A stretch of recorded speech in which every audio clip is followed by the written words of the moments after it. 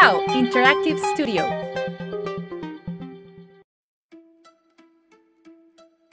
Hola, el día de hoy revisaremos de manera rápida y sintética Kant. Antes, el problema del conocimiento se inclinaba principalmente a la cuestión del origen sobre nuestras ideas. Para Descartes y los racionalistas, las ideas eran innatas. Para Locke y los empiristas, las ideas eran adquiridas. Kant nació en Königsberg en 1724. De naturaleza débil y enfermiza, sin auxilio médico, alcanzó una avanzadísima edad con una rutina espiritual, una vida nimia, rutinaria y disciplinada, regida por el dominio de sí. Evitó el matrimonio para dedicar 50 años a su obra y nunca salió de su ciudad. Obra excepcional. Al contrario de su vida, su obra es una de las grandes síntesis del pensamiento filosófico. Kant representa una de las grandes sumas del pensamiento humano, comparable a Platón, Aristóteles o a un Santo Tomás de Aquino. La filosofía de Kant debe centrarse en tres grandes libros: la crítica de la razón pura, la crítica de la razón práctica y la crítica del juicio. La pregunta de Kant es: ¿qué podemos conocer? Kant sitúa el conocimiento humano y la crítica del mismo en el centro de toda la filosofía. Ya no se preocupa por el origen de las ideas, si son innatas o son empíricas. Él dice: dejemos de disputar cuál es el origen y veamos cuál es el valor y cuál es el límite del entendimiento humano que conoce. Cuando pensamos, cuando tú y yo pensamos, lo hacemos a través de juicios. Para Kant hay 4 tipos de juicios. Dice que un juicio es a priori cuando, si bien puede proceder de la experiencia, no depende de la experiencia, es universal y necesario. Un juicio a posteriori no solamente deriva y proviene de la experiencia, sino que depende de ella. Un juicio es analítico porque es una mera repetición de un universalismo y no descubre nada nuevo. Un juicio es sintético porque parte de la experiencia subjetiva y descubre algo nuevo.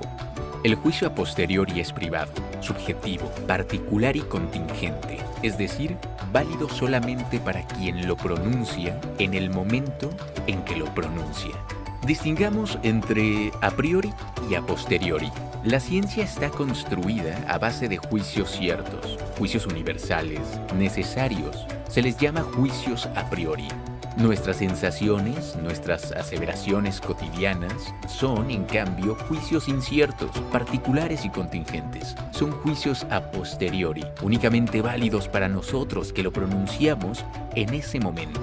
La psicología. Kant, al ocuparse de la conciencia que conoce mediante principios a priori, no está dedicado al estudio de lo psicológico, entendido que la psicología se ocupa de la conciencia subjetiva de cada individuo y que responde mediante principios a posteriori.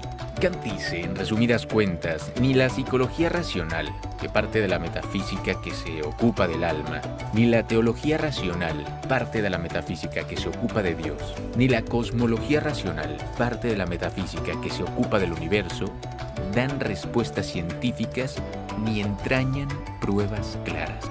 La metafísica es imposible como conocimiento. Sin embargo, las cuestiones metafísicas existen, de hecho, en nuestra conciencia, y nos atosigan y nos angustian. Shirao. Los juicios morales. Para Kant, la acción moral ha de estar basada en la voluntad racional. Por decirlo con Kant, la autonomía de la voluntad es el único principio de todas las leyes morales. Debes porque debes. Los juicios morales se presentan siempre bajo la forma de una obligación. Son imperativos y nos dicen lo que debemos hacer. La moral kantiana dice: obra de tal modo que la máxima de tu voluntad pueda valer siempre. Solamente la voluntad es buena o es mala y eso depende de nuestras intenciones. Los instintos, las emociones, las cosas de la naturaleza no son buenos ni malos, son indiferentes. Solamente la voluntad es buena o es mala y eso depende de nuestras intenciones. Moral como universalismo. La moral, o el deber ser, presupone, como condiciones universales y necesarias, como condiciones a priori, 3 verdades indemostrables: la libertad, la inmortalidad del alma y la existencia de Dios.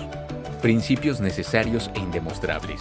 La libertad no podría existir una voluntad, ni podría, por lo tanto, existir una vida moral. El modelo del deber ser no coincide con el modelo del ser. Si la ley moral indica una idea difícil de cumplir en esta tierra, indica también una existencia donde podremos ser, vivir sin trabas, la inmortalidad del alma.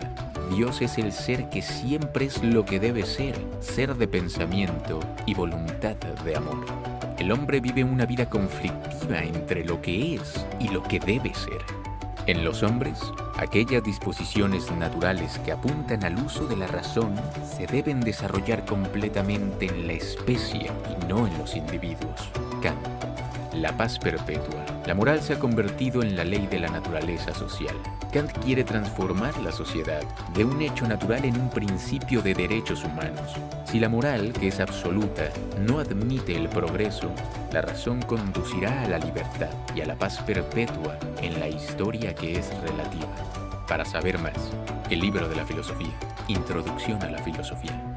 Espero que hayas disfrutado del tema. Si te gustó, suscríbete para saber más. Nosotros nos escuchamos hasta la próxima.